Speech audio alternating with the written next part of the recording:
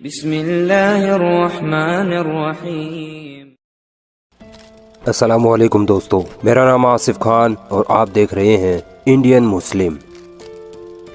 मुझे लगता है कि अब एक बार फिर इस दुनिया को हिटलर की जरूरत महसूस होने लगी है, क्योंकि इजराइल के जायनिस्ट यहूदियों ने अपना घिनौना चेहरा दुनिया के सामने ला दिया है। इजराइल ने इंसानियत का जनाजा निकाल दिया है और इस जनाजे को कंधा अमेरिका दे रहा है। ये दोनों देश मानवता के हत्यारे हैं। पहले हमास के नाम पर 50,000 मासूम फलस्तीनियों को मारा और अब हिजबुल्लाह के नाम पर मासूम लेबनानियों की खुलेआम हत्याएं कर रहे हैं। मुस्लिम उम्मत, मुस्लिम मुमालिक, OIC, देखिए ये सिर्फ हमारा वहम था जो इजराइल ने खत्म कर दिया। आज की दुनिया में कोई किसी का नहीं है। जिनको हम इस्लामी दुनिया का लीडर मानते आ रहे थे, यानी तुर्की और सऊदी अरेबिया, सोचिए उनके सामने इजराइल ने 50,000 फलस्तीनियों को मार दिया। ये दोनों देश कुछ नहीं कर पाए, तो बाकी मुस्लिम देशों के पास तो इजराइल और अमेरिका के सामने बोलने तक की हिम्मत नहीं है। ईरान भी इजराइल से सिर्फ इसलिए लड़ रहा है क्योंकि इजराइल ने हमास और हिजबुल्लाह को बड़ा नुकसान पहुँचाया है। उनके कई लीडर्स की इजराइल ने हत्याएं की है। अमेरिका की CIA और इजराइल की मोसाद के एजेंट्स ईरान के चप्पे चप्पे में फैले हुए हैं। इजराइल और अमेरिका का मेन मकसद ही यही है कि किसी तरह ईरान की इस्लामी हुकूमत को खत्म कर दिया जाए और वहाँ कोई ऐसी सरकार बना दी जाए जो रसिया की जगह अमेरिका की गुलामी करे। दूसरी वजह है ईरान का न्यूक्लियर प्रोग्राम। ईरान परमाणु हथियार बनाने के बहुत करीब है। हो भी सकता है कि ईरान ने परमाणु हथियार बना भी लिया हो और सही वक्त का इंतजार कर रहा हो। अमेरिका और इजराइल को इसी बात का डर है कि जिस दिन ईरान के पास परमाणु हथियार आया, उसी दिन इजराइल का इस दुनिया से अस्तित्व खत्म हो जाएगा। इसीलिए ईरान अपने न्यूक्लियर प्रोग्राम को बचाने के लिए इजराइल से सीधी जंग करने से बचता है। चलिए ये जानते हैं ईरान के सीक्रेट न्यूक्लियर प्रोग्राम के बारे में। क्या होगा जब ईरान के पास परमाणु हथियार आ जाएंगे? कौन है वो देश जो परमाणु हथियार बनाने में ईरान का जी जान से साथ दे रहा है? क्या हुआ था 2015 में जिसकी वजह से ईरान परमाणु संपन्न देश बनता बनता रह गया था?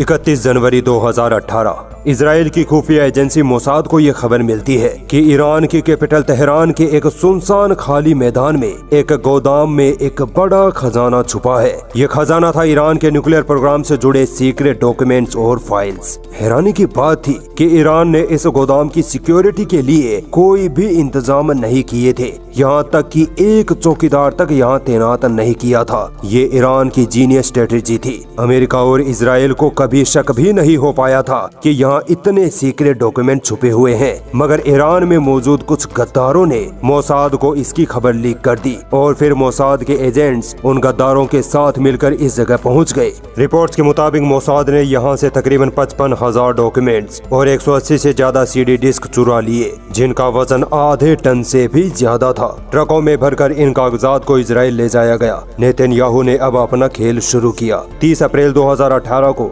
नेतन्याहू ने एक न्यूज कॉन्फ्रेंस की जिसका टाइटल था ईरान लाइड, यानी ईरान ने झूठ बोला। इसमें नेतन्याहू ने वो सीक्रेट डॉक्यूमेंट्स और CDs दिखाई जो ईरान के उन गोदामों से चोरी की गई थी। इजराइल ऐसा क्यों कर रहा था? इसकी वजह थी 2015 में हुआ अमेरिका और ईरान के बीच परमाणु समझौता। इजराइल नहीं चाहता था कि ईरान और अमेरिका के बीच ये परमाणु समझौता हो, इसीलिए इजराइल ने ईरान को घेरने के लिए ये चोरी की और दुनिया को ये बताना चाहा कि देखो ईरान परमाणु हथियार बना रहा है। मगर ईरान ने कभी स्वीकार नहीं किया कि ये डॉक्यूमेंट्स उनके हैं। यहाँ तक कि वर्ल्ड मीडिया ने भी इन डॉक्यूमेंट्स की ऑथेंटिसिटी पर सवाल उठाए और कहा कि ये डॉक्यूमेंट्स तो 15 से 20 साल पुराने हैं। इजराइल ने कभी भी इन डॉक्यूमेंट्स को पब्लिक नहीं किया, ना ही मीडिया को दिखाया। बस वही चीजें दिखाई जो उनके झूठे मंसूबों के लिए फायदेमंद थी। इस वजह से इजराइल की बहुत फजीहत भी हुई थी। अब सवाल पैदा होता है कि आखिर वो 2015 का परमाणु समझौता था क्या और क्यों हुआ था? ईरान में 1979 में इस्लामिक क्रांति होने से पहले तक अमेरिका ईरान को अपना सहयोगी देश मानता था, क्योंकि उस वक्त ईरान की राजशाही सरकार अमेरिका की गुलाम सरकार थी। इसी दौर में खुद अमेरिका ईरान के न्यूक्लियर प्रोग्राम को आगे बढ़ाने में मदद कर रहा था। मगर 1979 में ईरान की इस्लामी क्रांति के बाद अमेरिका पीछे हट गया और ईरान का खुला दुश्मन बन गया। ईरान पर कई बार हमले हुए, कई बार ईरान की इस्लामी सरकार का तख्ता पलट करने की कोशिशें हुई। ईरान पर दुनिया भर के प्रतिबंध लगा दिए गए, मगर फिर भी ईरान कमजोर नहीं पड़ा। ईरान लगातार अपने परमाणु प्रोग्राम पर सीक्रेट तरीके से काम करता रहा। दोस्तों, परमाणु हथियार बनाने के लिए यूरेनियम की जरूरत होती है। जब यूरेनियम को 90% तक शुद्ध कर लिया जाता है तब इससे एक परमाणु बम बनाया जा सकता है। ईरान ने सालों की मेहनत से अपने देश की जमीन से यूरेनियम निकाल के इकट्ठा किया और उसे 60% तक शुद्ध कर लिया। 60 से 90% तक पहुंचने में कुछ ही महीनों का वक्त लगता है। यही वजह थी कि जब 2015 में ईरान परमाणु हथियार बनाने से कुछ ही महीने दूर था, तभी अमेरिका ने ईरान को फंसाने का प्लान बनाया। अमेरिका ने ईरान को लालच दिया कि अगर तुम अपना न्यूक्लियर प्रोग्राम बंद कर दो तो हम तुम पर लगाए सारे सैंक्शंस प्रतिबंध हटा लेंगे और फिर तुम आसानी से अपना तेल बेच सकोगे, दूसरे देशों से व्यापार कर सकोगे, तुम्हारा देश तरक्की करने लगेगा। ईरान हमेशा से इस बात से इनकार करता रहा है कि वो कोई परमाणु हथियार बना रहा है, मगर अमेरिका की ये न्यूक्लियर डील ईरान के फायदे के लिए थी, क्योंकि ईरान परमाणु हथियार से सिर्फ अपनी हिफाजत कर सकता था, अपने देश की तरक्की नहीं। इस वजह से ईरान ने ये न्यूक्लियर डील एक्सेप्ट कर ली और अपने न्यूक्लियर प्रोग्राम को 60% से घटाकर सीधा 3 से 4% पर ले आया। इस न्यूक्लियर डील में अमेरिका समेत चीन, रूस, ब्रिटेन, फ्रांस और जर्मनी भी शामिल थे।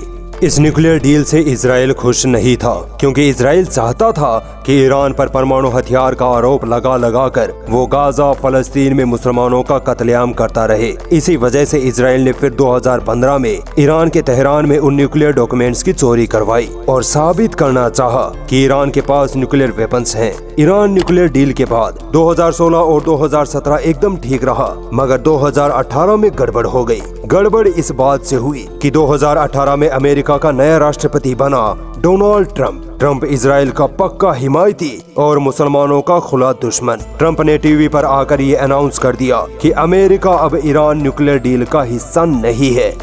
Therefore, I am announcing today that the United States will withdraw from the Iran nuclear deal.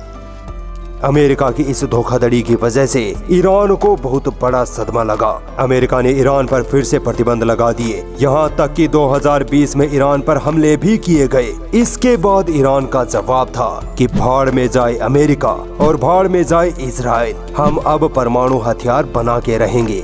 आज वर्ल्ड मीडिया का कहना है कि पूरी पॉसिबिलिटी है कि ईरान ने परमाणु हथियार बना लिया है या बनाने के एकदम करीब है। बस ईरान मौके की तलाश में है। ईरान कभी भी न्यूक्लियर टेस्ट कर सकता है और जिस दिन ईरान ने न्यूक्लियर टेस्ट किया उसी दिन इजराइल और अमेरिका अपने इतिहास के सबसे बड़े खतरे को महसूस करेंगे। आखिर क्या वजह है कि अमेरिका और इजराइल ईरान को परमाणु हथियार नहीं बनाने दे रहे?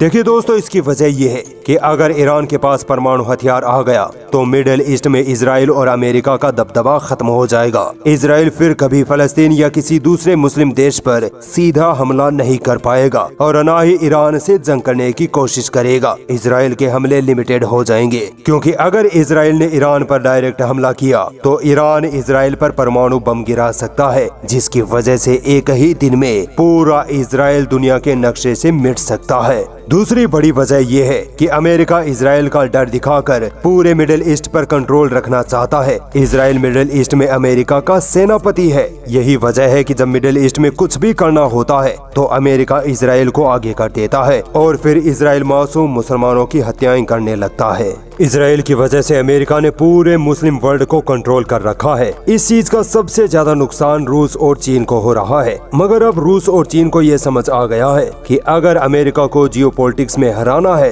तो हमें भी मिडिल ईस्ट में अपना कोई ऐसा एलाई बनाना होगा जिसके दम पर हम मिडिल ईस्ट पर कंट्रोल कर सकें और वहाँ पावर बैलेंस बना सकें। यही वजह है कि आज रशिया और चाइना खुलकर ईरान को सपोर्ट कर रहे हैं। यहाँ तक कि कहा जाता है कि ईरान को न्यूक्लियर पावर बनाने में रूस अपनी जी जान लगाए हुए हैं। तो क्या अमेरिका और इजराइल ईरान को इतनी आसानी से न्यूक्लियर वेपन बनाने देंगे?